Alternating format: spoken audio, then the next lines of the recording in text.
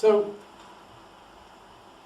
combining love and sex, we can kind of see it's very soft. But what about innovation? Well, at our first session, Stuart defined innovation as the commercial application of creativity. I really like that definition, so I've decided it's mine now. So thank you for that, Stuart. But I think that, for me, there are lots of things we could think about in terms of innovation that come readily to mind. So, product innovation, is the first thing that people, can I make something better, faster, cheaper, more attractive than someone else? And, you can obviously get some gains out of that, and I'm sure lots of us are involved in that. But from my point of view, the more exciting level of innovation is around changing the business model. Yeah? Really looking at what you do, how you can make money from it, how you can deliver value to someone for it, and how you can refine that continually to be able to do more. So the story I'll tell you is one that goes back quite some time to when I worked for IBM. IBM, of course, was going through some considerable issues around its size, and we were looking at the value that we created right across the organization and the number of people we had. I was running a communications department at the time of around 40 people, and the things we did were internal communications and public relations. And we had, across the UK, 30 business units that we worked with. They were parts of IBM that were doing interesting things, like large systems or mid-range systems or bits of storage. They all had their own little unit. And my team decided it would be a good idea if we introduced some PR agencies to help us with all the work we had to do for all these units. So that's what we did. And we got in a whole bunch of folks who basically out-PR'd us. Yeah? They had lovely offices in London, they had very nice parties, our clients became their clients, and we were kind of disintermediated in the frame. And we began to think about this. Now, the people I had working for me at IBM were excellent. They were deeply knowledgeable. They had great contacts with the IT media. They knew the company and the company's products very, very well. But they had allowed somebody to come in to the picture who looked like they were more interesting. And our clients soon started to say, what do we need you for? Why don't we just go directly to the PR companies? And that little thought about maybe we don't need this department and we could just make them redundant started floating around the executive team. I started hearing this conversation amongst my colleagues. So we thought about, well, what should we do? How are we going to deal with this? And we thought, well, rather than try and get rid of all these PR companies, we'll become a PR company. We will change the business model that we have from being a department within IBM to being a company that charges the businesses for our service. That means we'll have to create more value, we'll have to create better products, we'll have to deliver real things for our clients, and they'll have to be able to see that we are as good but better than the PR companies. So basically, we moved from a cost center to a profit center. And it was hard. Took a lot of mindset change for the team.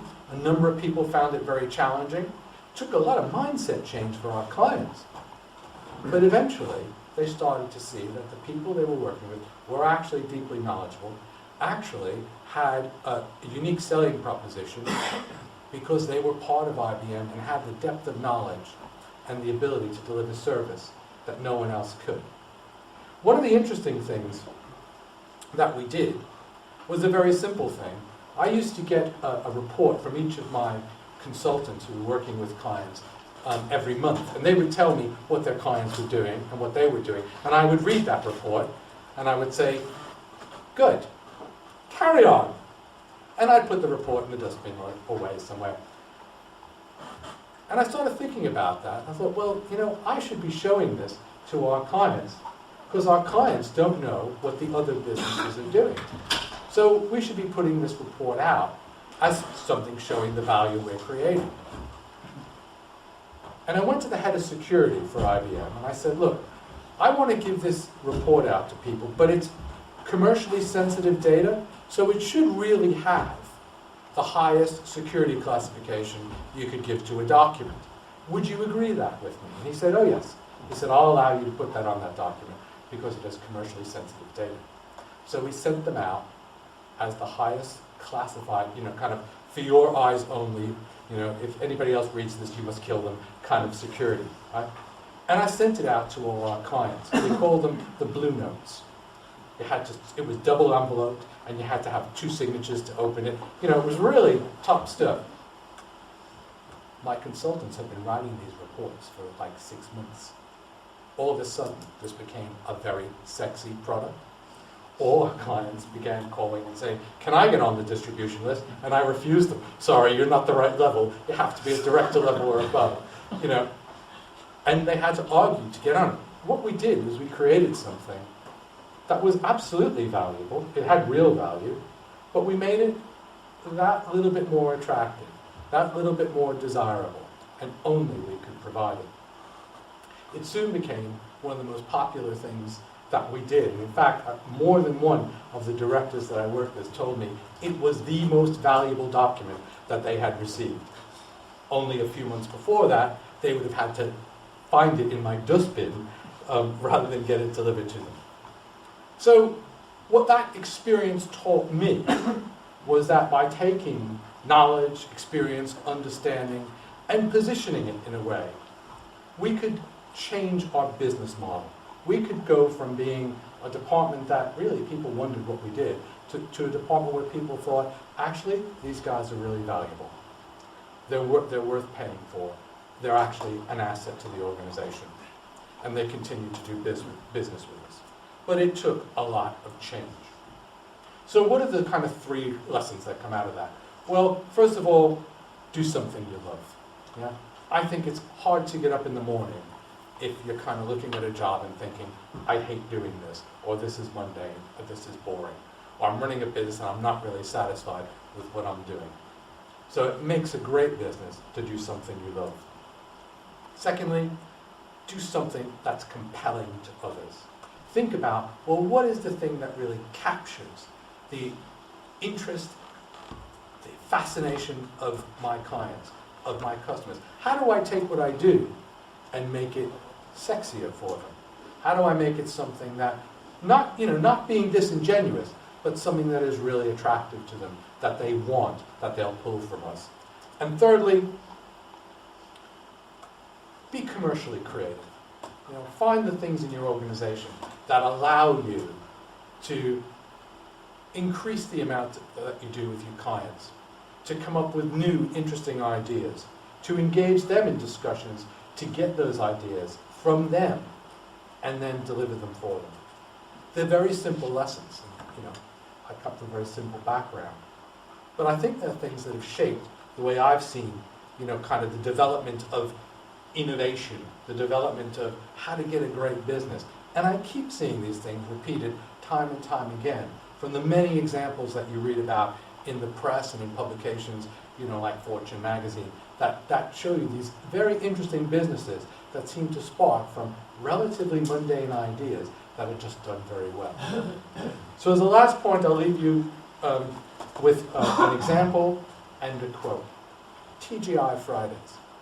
I don't know if you all remember, or some of you will be old enough to remember when TGI Fridays first opened in the UK. Anybody remember that?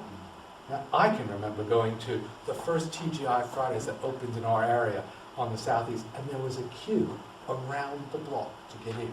You had to wait. They wouldn't take bookings, and you had to wait outside. I never wait online, but I waited to get into TGI Fridays because it was an exciting experience. But what's happened over time? There's no criticism of TGI Fridays, but there's loads of different places now that look just like that do what they did. And that restaurant chain hasn't evolved. It hasn't moved on. So it had a great idea. It was sexy, but it's kind of become run-of-the-mill. And I think that's something, we need to constantly think about. Well, how do we keep ahead of the curve? How do we keep the change happening? How do we keep innovating in everything we do to make sure that the thing we're passionate about continues to be sexy? And the last quote from one of my former bosses, who, as he was going out the door to a better job, said to us, "I'll leave you with one thought. Life is short. Do what you love what you do, and if you're going to do something, do it with flair."